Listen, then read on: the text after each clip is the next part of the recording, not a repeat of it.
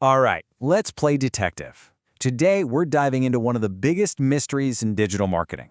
You're spending money on Google Ads, you're getting the clicks, but where are the sales? Where are the customers disappearing? We're going to find out. Does this feel a little too familiar? You look at your Google Ads account, the click-through rates look pretty good. There's traffic coming in, but the needle just isn't moving for your business. It's super frustrating, but here's the good news. It's a solvable problem, and today, we're going to uncover the culprits. So, to crack this case, our investigation is split into two parts. Think of them as two different crime scenes. First, we're going to look for clues inside your Google Ads account itself. Then, we're going to investigate what happens after the click, because that's where so many of these cases go cold. Okay, let's head to our first crime scene, the inside of your Google Ads account. This is the place where a few simple, often overlooked mistakes can completely derail your campaign before it even gets a chance to succeed. Our first suspect, and it's a big one, is a chaotic account structure. Just look at the left side there. A messy account is kind of like trying to build a house without a blueprint. You've got keywords competing against each other, your budget is just getting burned, and Google's AI has no idea what you want. But a structured account, like you see on the right, that's your solid foundation for everything else. So, you might be wondering, does account structure really matter that much? Oh, you bet it does. This number right here, it says it all. 120%. That is the massive conversion increase a B2B software company saw just by fixing this one problem. They went from like 15 chaotic campaigns all fighting each other for traffic down to just 4 really smart strategic ones. So the takeaway here is that good structure isn't just a nice to have, it's absolutely essential. Okay, on to our next suspect, faulty conversion tracking. Look, if the data you're feeding Google is garbage, you're basically telling its incredibly powerful AI to go chase the wrong things. So are you counting every single form submission as a brand new lead, even from the same person? Or tracking 10-second pocket dials as valuable calls? This bad data sends the algorithm on a wild goose chase. Suspect number 3 is a flawed keyword strategy. And the main offender here is almost always an uncontrolled broad match. Using it carelessly, without a really strong list of negative keywords to block out all the bad traffic, well, it's like leaving your front door wide open for clicks that will do nothing but drain your budget. And if you think that's an exaggeration, just look at this, 70%. That was the chunk of a client's budget that was being completely vaporized on searches that had nothing to do with their business. The key is to target user intent, not just random words. If you don't, you're just paying for window shoppers who are never going to buy in the first place. Okay, so we've investigated the account, but what if everything inside is set up perfectly and you're still not getting results?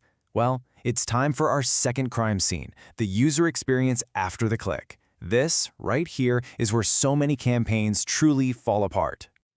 And the first piece of evidence is your landing page, specifically how fast it loads. I mean, think about it, we're all impatient online, right? A single 1-second delay can drop your conversion rate by 7%. Every millisecond really does count. A slow website is a guaranteed conversion killer. And hey, it's not just about speed. Is your page a nightmare to use on a phone? Does the landing page actually deliver on the promise you made in your ad?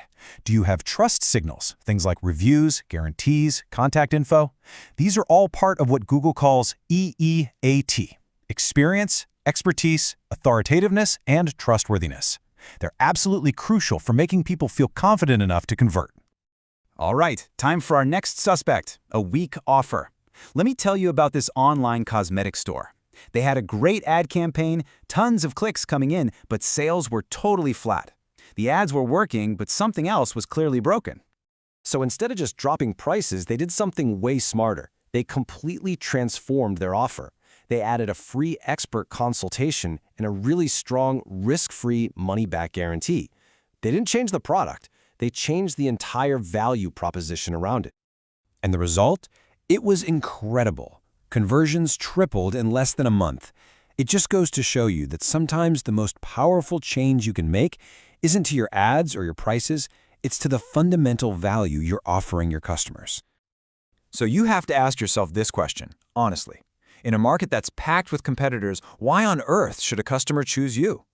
If you can't answer that question clearly and quickly, well, neither can they. And now for our final suspect. And listen up, because for anyone in a lead-based business, this one is critical. Get this, the chance of you actually getting in touch with a new lead drops 10 times, 10x, if you wait more than just 5 minutes to respond. What that means is your sales process itself could be the real culprit. Your ads can generate amazing leads, but if they just fall into a black hole on your end, you're just throwing money away. So ask yourself, how fast are you responding? Is your follow-up systematic? And are you actually tracking those leads all the way to a final sale? All right, we've done the detective work. We've inspected both crime scenes and we've identified the main suspects. The great mystery of your missing conversions is officially solved. Now, let's close this case. Here is your action plan, your 4-point investigation checklist. First, go audit your account structure and your conversion tracking. Second, analyze your landing page experience from top to bottom. Third, take a hard look at your core offer and make it stronger. And finally, streamline your sales process. And that brings us to the final question. After seeing all the evidence, after identifying all the potential culprits, which one of them is secretly sabotaging your campaign? Finding that answer is your first step to finally turning all those clicks into real customers.